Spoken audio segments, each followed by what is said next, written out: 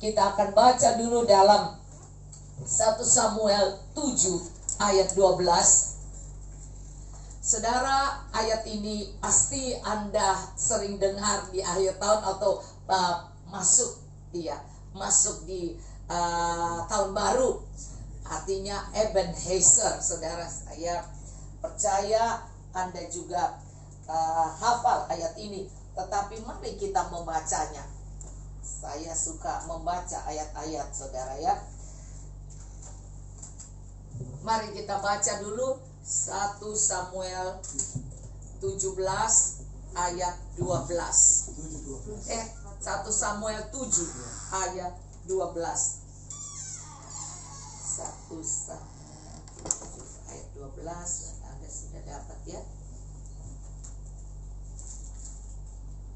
1 Samuel 7. Kita lihat dulu ya.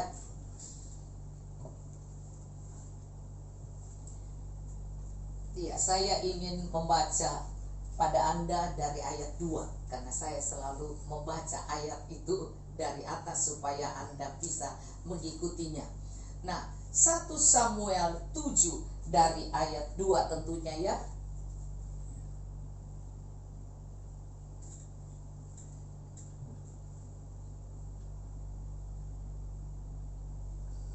Ya, baca bersama 1, 2, 3. Sejak saat tabut itu tinggal di Kiryat Yearim, berlalulah waktu yang cukup lama, yakni 20 tahun, dan seluruh kaum Israel mengeluh kepada Tuhan.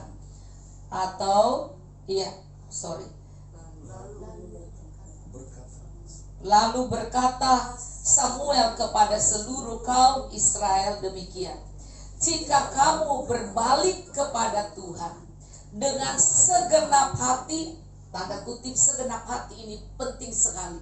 Banyak orang bisa berbantah dengan Anda dan mereka bilang kami tidak meninggalkan Tuhan. Tetapi bedanya mereka paruh hati, tidak segenap hati. Yang Tuhan cari adalah segenap hati. Sebab itu banyak yang dikatakan, oh kami masih Kristen, kami rajin ke gereja, tetapi kenapa kami pun mengalami masalah dan tidak dibedakan dengan orang dunia? Maka kita perhatikan ayat ini. Dikatakan di sini, jika kamu berbalik kepada Tuhan dengan segenap hati, maka jauhkanlah para Allah asib dan para asitoret dan dari tengah-tengahmu, dan tujukan hatimu kepada Tuhan. Kedua, adalah buang semua berhala-berhala yang membuat kita tidak begitu greget untuk datang berdoa, tidak begitu greget untuk beribadah, tidak begitu greget untuk membaca Alkitab. Saudara, itu karena ada asitoret, ada berhala-berhala roh-roh dunia yang mengikat kita dengan cara berpikir. Banyak sekali dari pikiran, oh iya saya mau bikin ini, karena dia pikir itu tidak berdosa. Memang tidak berdosa, tetapi roh dunia yang membuat kita, aduh saya belum ini, padahal karena dia terlambat bangun. Itu bukan salahnya Tuhan kan. Oh saya belum begini, aduh saya harus gini, dan akhirnya punya banyak alasan. Dan kalau tadi saya dengar teman bilang, iya ada orang bilang bahwa di rumah nggak ada yang jaga, nggak ada orang. Jadi katanya takut rumahnya diambil orang, diangkat orang. Jadi alasan banyak yang mereka tidak tahu bahwa itu sebenarnya asitoret mereka. Itu sebenarnya berhala-berhala mereka yang banyak sekali berhala, seperti tradisi-tradisi yang membuat kita sukar untuk bertemu, sukar untuk datang cari Tuhan, sukar untuk beribadah bersama. Karena kalau Tuhan cuma beribadah dengan malaikatnya, dan malaikatnya dia bisa ciptakan sebanyak mungkin untuk menyembah dia. Kalau dia cuma kepengen seperti itu, dia tidak perlu turun ke dunia. Dia mau ngapain turun ke dunia? Orang berdosa, berbau busuk, hati dan pikirannya busuk, selalu egois, selalu cuma pentingkan dirinya, semua kepentingan mereka dan mereka sendiri. Dan bahkan Tuhan harus turun ke dunia untuk menyatukan bangsa-bangsa.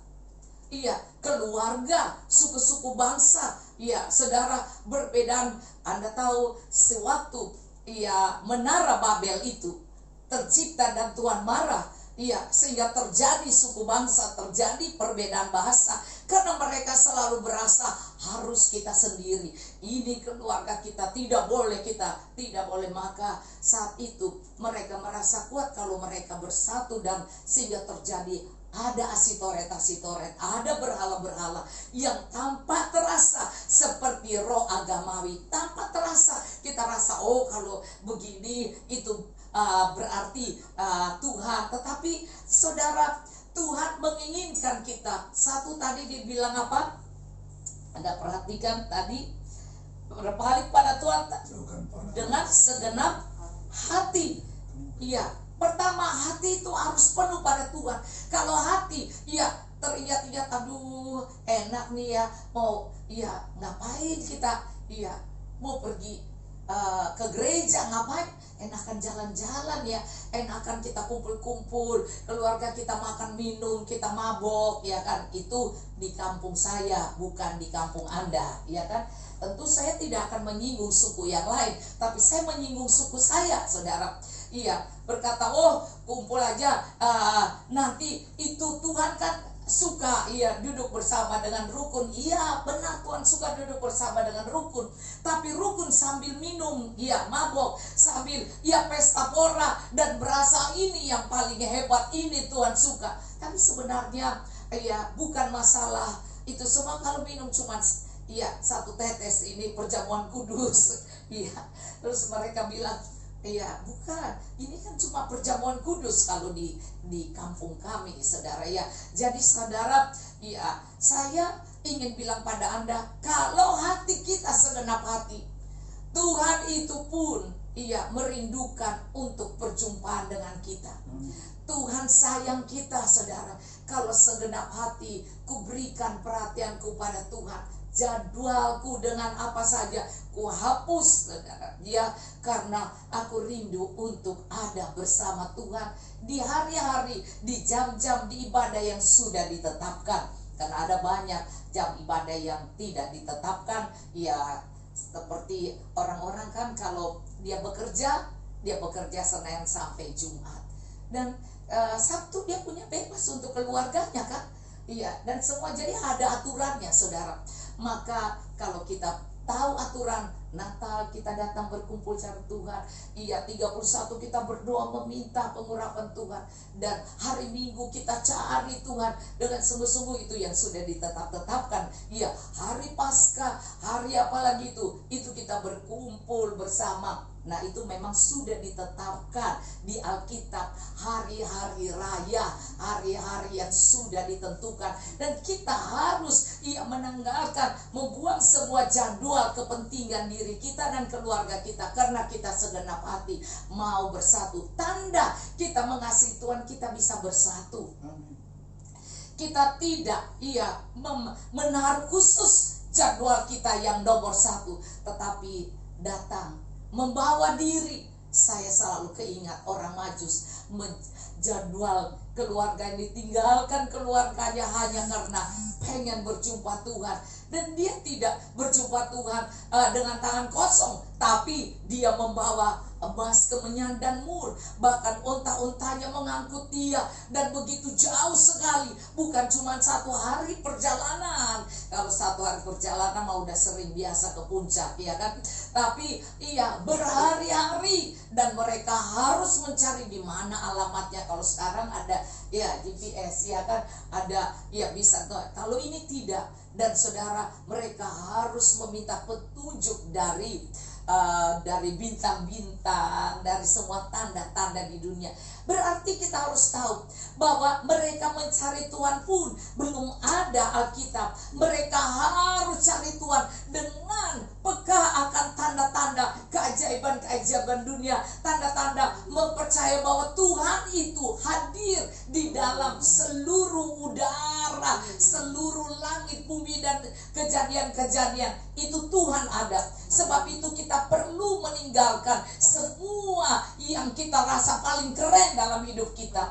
Iya, dengan cara hari-hari perayaan tertentu kita datang kepada Tuhan, itu tandanya kita segenap hati. Artinya segenap hatiku aku datang kepada Tuhan. Nah saudara, yang kedua yang tadi dikatakan, yang Tuhan katakan, jauhkanlah pada para Allah asing dan para Asitoret dari tengah-tengahmu, dan tujukanlah hatimu kepada Tuhan dan beribadah hanya kepadanya. Inilah yang membuat orang Israel kena serangan orang Filistin, kena serangan masalah-masalah dunia, kena serangan hal-hal yang sehingga rasanya tidak ada perbedaan pemeliharaan Tuhan pada kami dengan orang dunia, karena masuknya roh Asitoret, masuknya Allah-Allah lain, yaitu kalau sekarang kan perlunya internet aja ya memang bagus, ada kemajuan, tetapi saya tetap masih buka Alkitab saya loh. Saya tetap cari Alkitab saya bisa buka, saya juga sudah catat bisa. Tetapi saudara, saya masih percaya saudara bahwa kalau saya masih punya Alkitab, walaupun Alkitab juga ada di HP, itu bagus ya kan.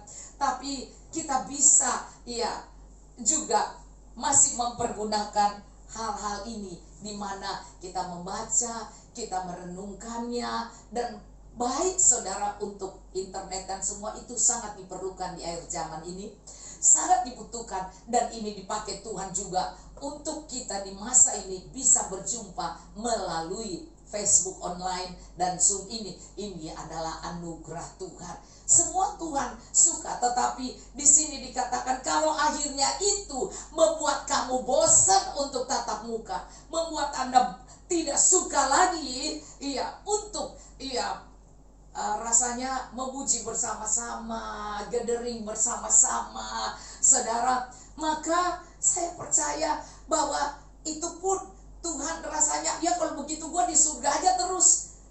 Nggak usah saya turun ke dunia jadi manusia biasa dan tinggal di kandang lahir, di kandang binatang, karena aku bisa bikin mujizat dengan spektakuler, dengan hal-hal yang dahsyat, yang manusia akan terkagum-kagum bahwa saya adalah Tuhan.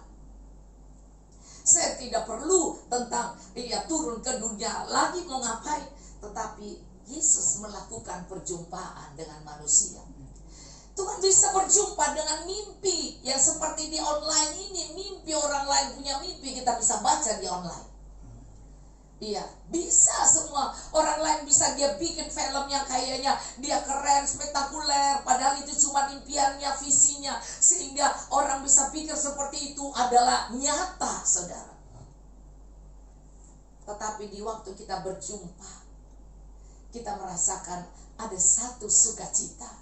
Kalau di sini yang jumpa dengan saya pun, kita bisa hitung nih, 1, 2, 3, 4, 5, 6, 7, 8, 9, 10 10 orang pun kami rasa sungguh luar biasa. Kami tidak merasa bahwa takut ini, takut sana, tidak saudara. Kami kan cari Tuhan.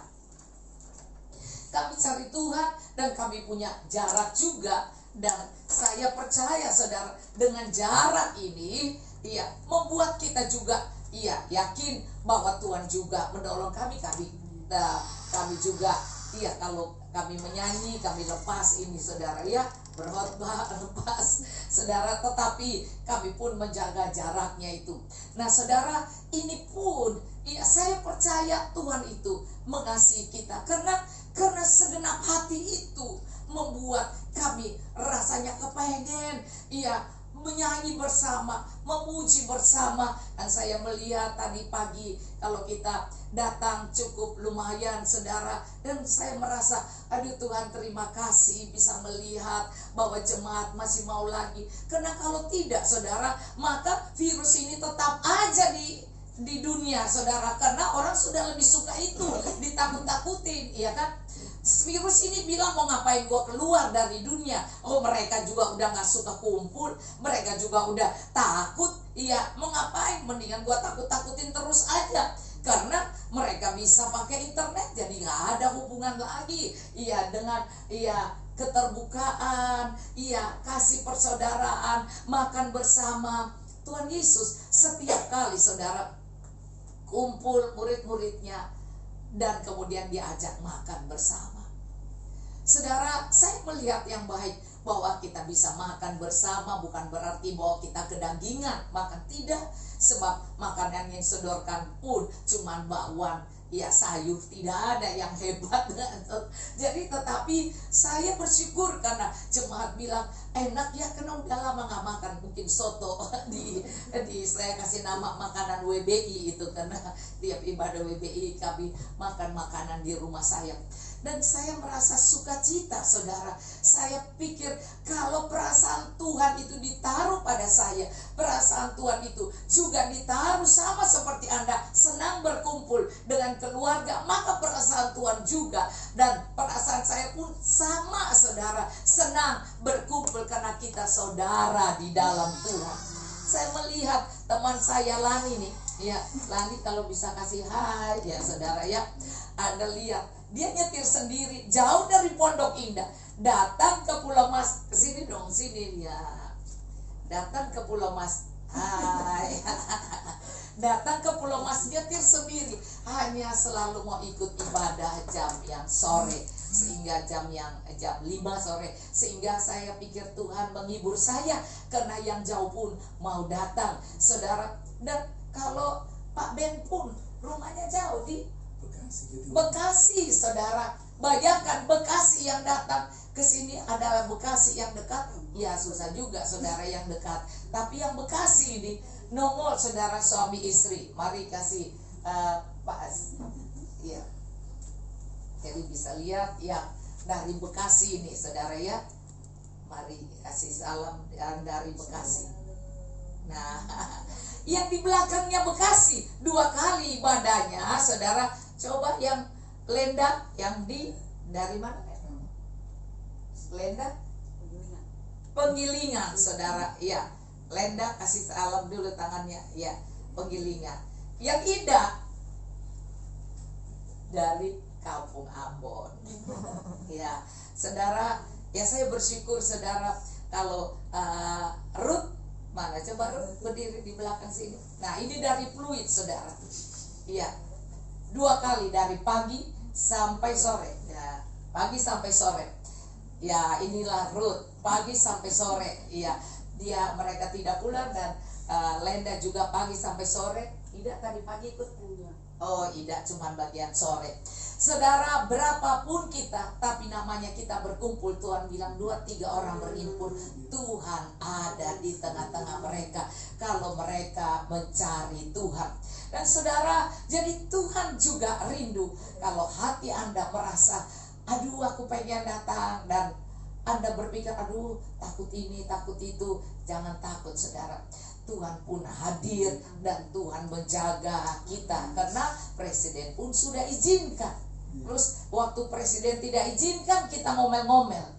Wah, kita nggak bisa ketemu, kenapa? Aduh, kita rindu.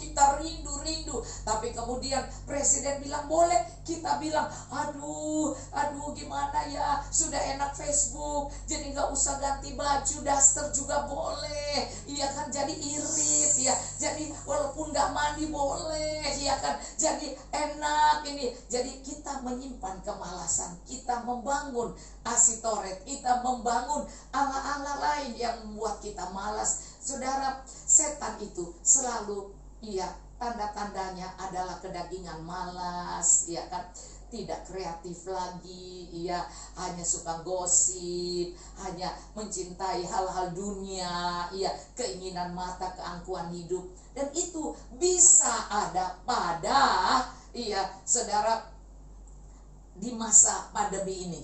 Sebab itu kita belajar untuk membaca Alkitab dan mengerti. Maka di sini dia katakan, jauhkan Allah asing, Allah asing dan para asitoret dari tengah-tengahmu, dan tujukanlah hatimu.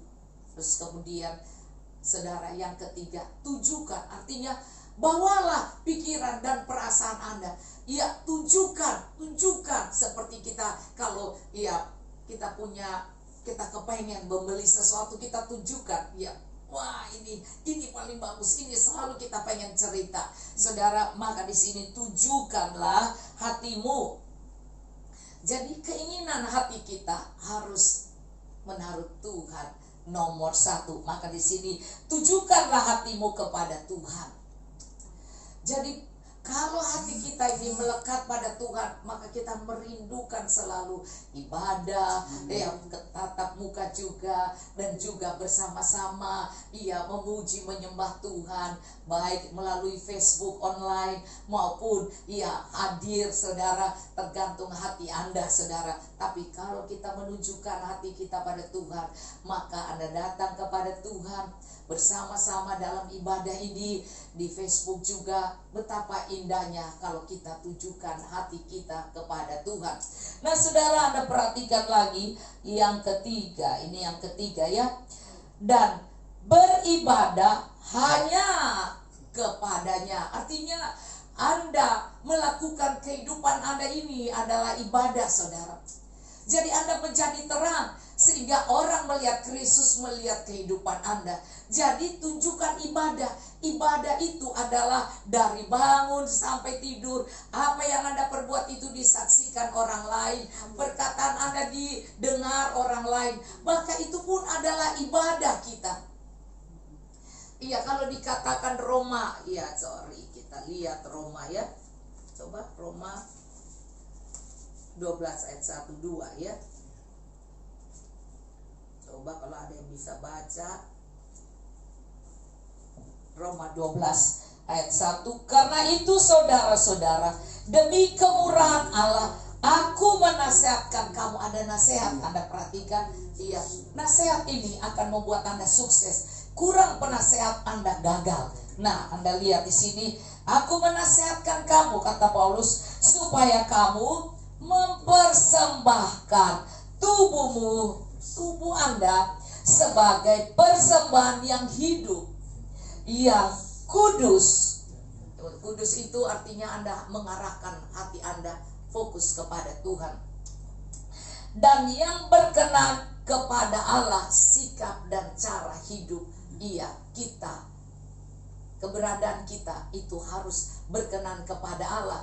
Dan kalau kita melakukan ini dengan sungguh-sungguh, maka Kristus Yesus bersinar melalui hidup kita. Maka di sini dikatakan kepada Allah itu adalah ibadahmu yang sejati. Jadi kalau kita bawa tubuh kita beribadah, kita melayani Tuhan dan sesama dengan baik, itu adalah ibadah. Dan hidup kudus di sini, persembahkan hidupmu dari bangun sampai tidur terus, saudara. Dan dikatakan di sini dan yang berkenan kepada Allah, artinya yang terus memikirkan Tuhan, terus takut akan Tuhan. Tidak berkata sembarangan, tidak membawa diri sembarangan, tidak memberikan keputusan atau rencana sembarangan tanpa bertanya Tuhan. Kalau kita melakukan sesuatu tanpa bertanya Tuhan, kita tidak berkenan. Tapi kalau setiap Anda punya rencana mengadakan apa, atau rencana Anda mau beli apa, atau Anda mau bikin apa, berkeputusan, biarlah bertanya Tuhan. Maka apa yang Anda lakukan akan ada iman di dalamnya. Karena tanpa iman kita tidak berkenan. Ibrani 11 ayat 6. Tanpa iman kita tidak berkenan. Jadi bagaimanakah kita bisa berkenan? Yaitu iman hidup kita ini harus nyata di tengah-tengah kehidupan ini. Maka setiap keputusan kita berdoa, bertanya Tuhan, sampai Tuhan beri damai sejahtera, sampai Tuhan menggerakkan apa yang kita lakukan berdasarkan iman. Karena tanpa iman kita tidak berkenan kepada Allah. Dan di Galatia 5 berkata, Galatia 3 berkata, iman itu adalah Kristus.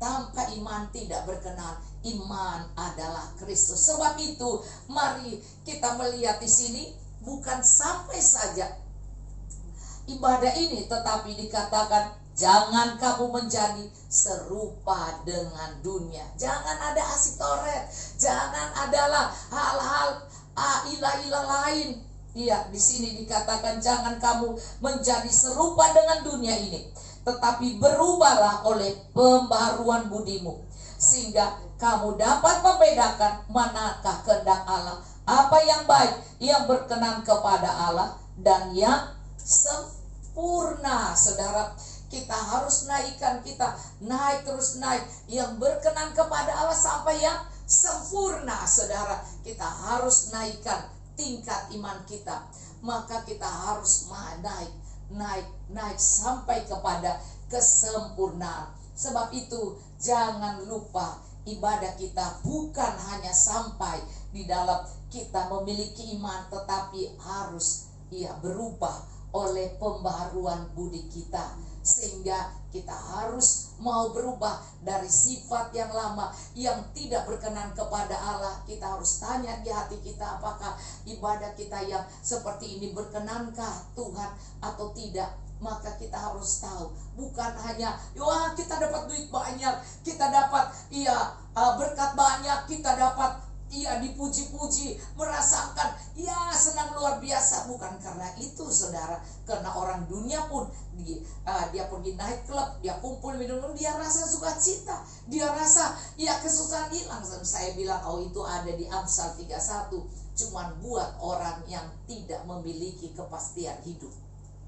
Amsal 31 dikatakan mereka minuman itu hanya cocok buat orang yang sedih, orang yang stres, orang yang punya masalah besar. Mungkin orang punya hutang piutang atau tidak punya jalan keluar. Tapi bukan berarti orang Kristen itu semua orang minum orang tidak. Artinya, saudara, orang yang rasanya hidupnya mati itu. Jadi kalau Anda kan punya pengharapan, Anda kan punya Tuhan, Anda pasti tidak akan melakukan hal-hal yang cuma sukacita untuk melupakan kesedihan, kesusahan. Padahal tidak ada yang sedih dan susah sekalipun. Saya kadang-kadang menyanyi, hati senang walaupun tak punya uang. Saudara. Jadi bukan karena jumlah uang, bukan karena disanjung-sanjung orang, disenangi orang, atau bukan karena saya menjadi terkenal, tidak, saudara. Tapi kalau saya bisa merupakan sukacita saya, ibadah, dan bisa berkumpul bersama teman-teman, memuliakan, menyembah Tuhan, dan dengan karunia-karunia mereka yang menyanyi, kasihlah dia menyanyi, yang bisa doa syafaat, kasihlah dia doa syafaat, dia yang bisa megang kayak Ruth ini masukin ayat-ayat, biarlah dia masukin ayat-ayat, karena itu semuanya adalah ibadah kita, adalah panggilan kita, dan kita melakukan sesuai dengan apa yang Tuhan berkenan. Nah, saudara, sekali lagi saya bacakan pada Anda ayat ini, maka ia akan, hasilnya apa yang dikatakan di dalam 1 Samuel 7, maka ia akan melepaskan kamu dari tangan orang Filistin. Maka Tuhan melepaskan kita dari serangan-serangan musuh, dari masalah-masalah yang menakutkan kita. Jangan lupa tadi hati kita harus melekat kepada Tuhan, kembali kepada Tuhan dengan segenap hati. Yang kedua, buang semua roh-roh dunia, keangkuhan hidup, bahkan kenajisan, hal-hal yang dunia senang padahal Tuhan gak senang, kan? Saudara, mari kita melakukan semuanya dengan mata kita terfokus hanya kepada Tuhan. Maka kita melakukan ibadah kita, dan kemudian ayat ini berkata, maka musuh-musuh kita ini akan dijauhkan dari kita, maka ia akan melepaskan kamu. Jadi, kalau kita sudah terikat dengan macam-macam masalah-masalah yang membuat kita susah, stres, tertekan, maka di sini maka ia akan melepaskan kamu dari tangan orang Filistin. Filistin berbicara roh-roh yang menyerang kita, menakutkan kita, saudara, yang mengancam kita. Karena Israel masalahnya Filistin. Saudara, ini adalah musuh bebuyutan kita. Nah, saudara, ayat yang keempat. Kemudian orang-orang Israel menjauhkan para Baal dan para Asitoret dan beribadah hanya kepada Tuhan. Lalu berkatalah Samuel, kumpulkanlah segenap orang Israel. Maka mereka melakukannya, dan kemudian mereka disuruh berkumpul, saudara ya. Saya senang bahwa kita masih bisa berkumpul, dan dikatakan di sini, ya, kumpulkanlah segenap orang Israel ke Mizpah, maka aku akan berdoa untuk kamu kepada Tuhan. Setelah berkumpul di Mizpah, mereka menimba air dan mencurahkannya di hadapan Tuhan, karena mereka juga berpuasa pada hari itu dan berkata di sana, kami telah berdosa kepada Tuhan. Dan Samuel menghakimi orang Israel di Mizpah. Saya ingin katakan pada Anda, apa yang mereka rasakan sama seperti yang kami rasakan, khawatir, COVID, kesusahan, dan itulah seperti Filistin itu, saudara. Tetapi saat mereka sadar, itu diingatkan, dinasihatkan oleh Samuel, maka mereka mengerti, langsung mereka buang apa berhala-berhala, tradisi-tradisi kehidupan yang Tuhan tidak suka. Dan kemudian saudara, mereka disuruh berkumpul dan mereka mulai mencurahkan air, artinya mulai memberkati. Air berbicara kehidupan, air juga berbicara firman, dan air itu membersihkan, saudara. Dengan apa yang mereka lakukan, mereka persembahkan, saudara, karena air itu adalah hal yang paling penting di masa itu. Maka Anda lihat di sini apa yang dilakukan, mereka juga berpuasa untuk penyertaan Tuhan. Maka kami pun, akhir tahun kami berbuat puasa, dan permulaan minggu ini kami pun berpuasa, saudara. Maka sebab itu orang-orang yang dahulu menyembah Tuhan dengan segenap hati dan sekarang sudah ketakutan atau sudah kenyamanan karena Facebook dan karena Zoom, dan karena mereka bisa mengikuti firman Tuhan di mana saja dari Zoom atau YouTube, itu bagus. Tetapi Tuhan juga mau kita datang dan berpuasa. Maka saya buat puasa di bulan pertama, di minggu pertama ini, saudara.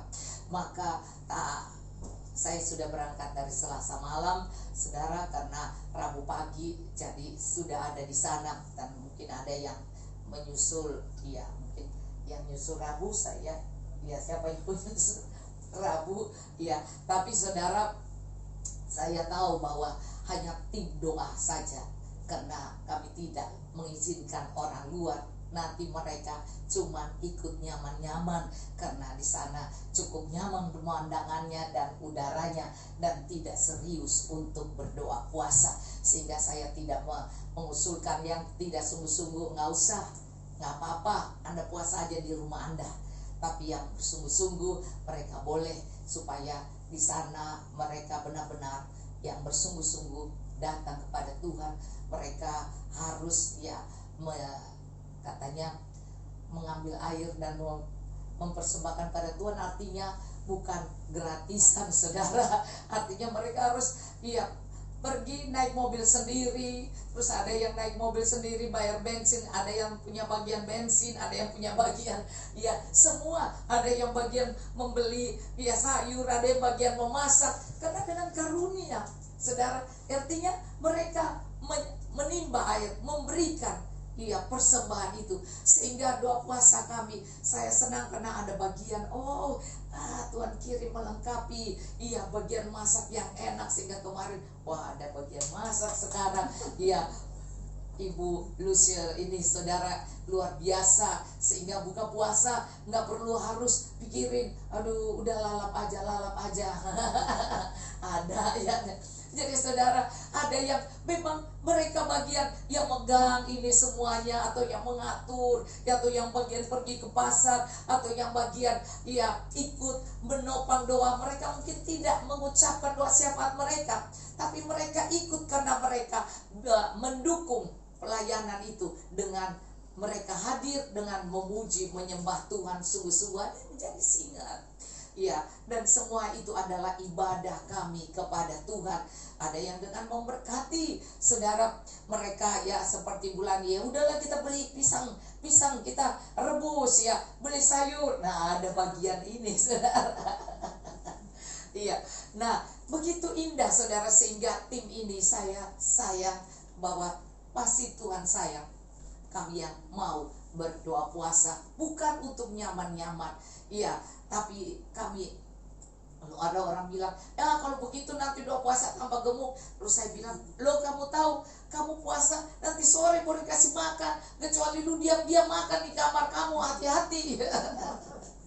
Jangan bohong-bohong, dia di kamar diam-diam dia makan, dia minum, tapi ada yang bagian yang memang dia tidak mampu, dan kalau dia tidak mampu, tentu dia ada bagian yang lain, dengan berpuasa, yaitu dia meninggalkan kegiatannya, tapi dia datang dan dia membayar kami, dia bayar saudara, dia makanan, ada yang bagian itu karena dia di bagian yang bukannya bagian yang pendoa syafaat yang tahan lapar saudara.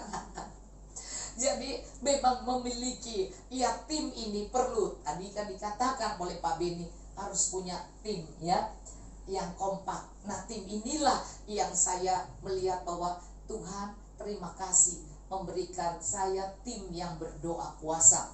Nah, sekali lagi, doa puasa tentu untuk bangsa negara, untuk keperluan jemaat, untuk mereka yang sakit, yang lemah. Nah, sekali lagi saya ingatkan bahwa puasa itu penting. Anda tidak perlu naik dengan kami karena kami tidak punya bus lagi. Anda berdoa puasa aja di rumah, mendukung pelayanan pekerjaan Tuhan, karena kami sudah ada tim yang serius berdoa puasa. Jadi tidak rasa wah saya nggak enak hati. Jadi ada doa puasa yang nggak enak hati sama saya aja. Jadi saya nggak mau panggil lagi saudara. Jadi puasa aja di rumah masing-masing. Tapi tim kami akan naik dan berpuasa. Nah, Anda lihat di sini pada hari itu dan berkata di sana, kami telah berdosa kepada Tuhan, dan Samuel menghakimi orang Israel di Misbah. Maka saudara, ada teguran, ada nasihat, ada dihakimi. Jadi semua orang datang mengaku dosanya, dan mereka dihakimi, diingatkan untuk apa yang kesalahan mereka di tahun yang sudah lewat. Nah, Tuhan Maha Pengasih dan Dia menolong kita masuk di tahun 2022. Nah, Israel telah berkumpul di Misbah. Majulah raja-raja kota orang Filistin mendatangi orang Israel. Serta didengar orang Israel demikian, maka ketakutanlah mereka terhadap orang Filistin. Saudara, dan kemudian bukan berarti sudah puasa tidak ada masalah, saudara. Anda lihat ternyata malah si iblis pengen menyerang, dan Anda lihat di sini ketakutan lagi orang-orang Israel itu karena masih belum serius, belum segenap hati. Maka Anda lihat, lalu kata orang Israel kepada Samuel, janganlah berhenti berseru bagi kami kepada Allah, kepada Tuhan Allah kita, supaya Ia menyelamatkan kami dari tangan orang Filistin itu. Sesudah itu Samuel mengambil seekor anak domba dan yang menyusul, lalu mempersembahkan seluruhnya kepada Tuhan sebagai korban bakaran. Dan ketika Samuel berseru kepada Tuhan bagi orang Israel, maka Tuhan menjawab dia. Kita memiliki Samuel di sini, yaitu Samuel Tampoli. Puji Tuhan. Beri tepuk tangan buat Samuel Tampoli. Ada juga saudara Benyamin, mau kita beri tepuk tangan buat Pak Benyamin saudara ya. Dan ada juga Ibu Ida. Mudah-mudahan Ibu Ida akan tidak bolos-bolos saudara. Puji Tuhan. Nah saudara, ada banyak yang punya talenta. Nah, inilah yang dikatakan Samuel yang dibutuhkan di akhir zaman ini. Mereka akan datang dan Tuhan akan mengembalikan roh Samuel ini saudara. Roh berdoa syafaat untuk bangsa dan negara. Maka di sini dia berdoa supaya ia menyelamatkan kami dari tangan orang Filistin. Bangsa Israel bilang, jangan berhenti berdoa buat kami, katanya, supaya Tuhan menyelamatkan kami dari tangan orang Filistin. Nah saudara, ada yang dikatakan di 1 Samuel 12 ayat 23, dia katakan seperti ini. Samuel bilang begini, mengenai aku, jauhlah daripadaku untuk berdosa kepada Tuhan dengan berhenti mendoakan kamu. Jadi kalau tugas kami berdoa, kami tidak akan berhenti berdoa buat seluruh jemaat, buat bangsa negara ini, karena itu merupakan panggilan doa kami. Dan itu yang dikatakan, Samuel tidak mau berhenti berdoa, karena berdosalah kalau aku berhenti berdoa buat kamu. Jadi saudara, bagian kita memang nyanyian doa di malam hari adalah mendoakan orang-orang yang minta didoakan dan orang-orang yang bermasalah, bahkan bangsa dan negara. Mengenai aku, 1 Samuel 12 ayat 23, jauhlah daripadaku untuk berdosa kepada Tuhan. Jadi kalau kita berhenti mendoakan mereka, Samuel bilang aku berdosa karena panggilannya itu. Nah, Anda lihat panggilan Nabi Samuel adalah bersyafaat untuk kota dan bangsa. Mengenai aku, jauhlah daripada aku untuk berdosa kepada Tuhan. Dengan berhenti mendoakan kamu, aku akan mengajarkan kepadamu jalan yang baik dan lurus. Kalau Samuel tidak menasihati mereka, tidak menghakimi mereka, banyak orang bilang, gua gak suka dengar khotbah ibu itu, dia menghakimi gua. Selalu gua merasa teriris-iris. Kenapa ada dosa? Kalau tidak ada dosa gak teriris, saudara. Kalau tidak ada asitoret, tidak ada berhala lain di hati mereka, mereka tidak akan merasa marah dan tidak akan tersinggung. Tapi kalau mereka sudah tidak lagi segenap hati pada Tuhan, pasti setiap teguran dan nasihat atau penghakiman itu adalah kemarahan bagi mereka, karena mereka tidak mau berubah. Nah saudara, inilah yang dilakukan Samuel, yaitu mendoakan bangsa, bangsa Israel, mendoakan umat pilihan Tuhan. Nah saudara, sekali lagi saya membacakan hanya bagian 1 Samuel 7 ini, dan kemudian saya meneruskan ya. Sesudah itu Samuel mengambil seekor anak domba sundaya. Ketika Samuel berseru kepada Tuhan bagi orang Israel, maka Tuhan menjawab dia. Tuhan menjawab dia. Saya melihat bagaimana setiap kali saya menantang orang-orang, ayo berdoa di Facebook, berdoa buat Anda yang ikut bersama saya, yang ikut tatap muka. Dan saya melihat bahwa mereka dijawab oleh Tuhan. Dan mereka bilang, wow, doa waktu Ibu Dora ngomong gitu, ayo doa. Mereka yang datang waktu hari Natal itu. Dan saya melihat mereka besoknya langsung kasih berita sama saya. Waktu itu kan Sabtu malam Natal. Ternyata saudara, tanggal 27 udah hari Senin, mereka dijawab oleh Tuhan. Langsung dipanggil, mendapat yang kartu kuning kembali menjadi dapat. Tadinya mereka tidak mendapatkan, ditunda, dan akhirnya mereka mendapatkan visa Amerika. Dan kemudian saudara, ada teman-teman yang lain, mereka tidak mau disebut namanya dan tidak mau disebut masalahnya, tetapi mereka WA saya bahwa mereka juga dijawab oleh Tuhan doa mereka yang sampaikan waktu tatap muka itu, saudara. Dan saya juga percaya yang di Facebook, Tuhan juga pasti akan menjawab doa Anda sewaktu ditantang. Ayo, mari ucapkan doamu, karena Tuhan mendengar orang yang suka berdoa, yang datang kepada Tuhan. Nah saudara, kita lihat lagi bahwa seruan doa Samuel buat Israel, Tuhan mendengarnya. Sedang Samuel mempersembahkan korban bakaran itu, majulah orang Filistin berperang melawan orang Israel. Tetapi pada hari itu Tuhan mengguntur dengan bunyi yang hebat ke atas orang Filistin. dan mengacaukan mereka sehingga mereka terpukul kalah oleh orang Israel. Sekarang musim hujan, sering guntur, hilang. Bagi orang yang musuh-musuh Israel nanti akan ketakutan. Musuh-musuh anak Tuhan nanti Tuhan mengguntur, artinya mereka mendengar hal-hal yang mengerikan, mereka ketakutan. Saudara, akhirnya mereka dengan mereka itu berantem sendiri. Kita lihat di sini, keluarlah ayat. Ya, sekarang ayat 11 ya. Keluarlah orang-orang Israel dari Mispa, mengejar orang Filistin itu dan memukul mereka kalah sampai hilir Betka. Kemudian Samuel mengambil sebuah batu dan mendirikannya antara Mispa dan Yesana. Ia menamainya Ebenezer. Katanya, sampai di sini Tuhan menolong kita. Mari sekali lagi, sampai saat ini Tuhan menolong kita.